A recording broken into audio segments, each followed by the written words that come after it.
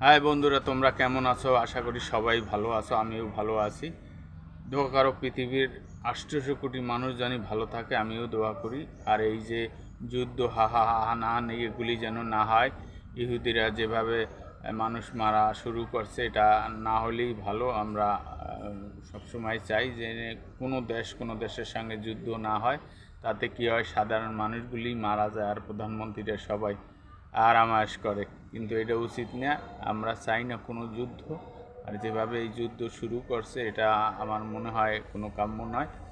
কারণ কি, পৃথিবীতে এই 800 কোটি মানুষ সবাই আমরা যদি মিলেমিশে বাস করতে পারি, তাই আমরা এটাই আমাদের ভালো। কারণ মানুষ 60-70 বছরের বেশি বাঁচে না, তার মধ্যে মানুষ এত বিদ্বেষ তৈরি করে, এটা কোনো মতেই উচিত না।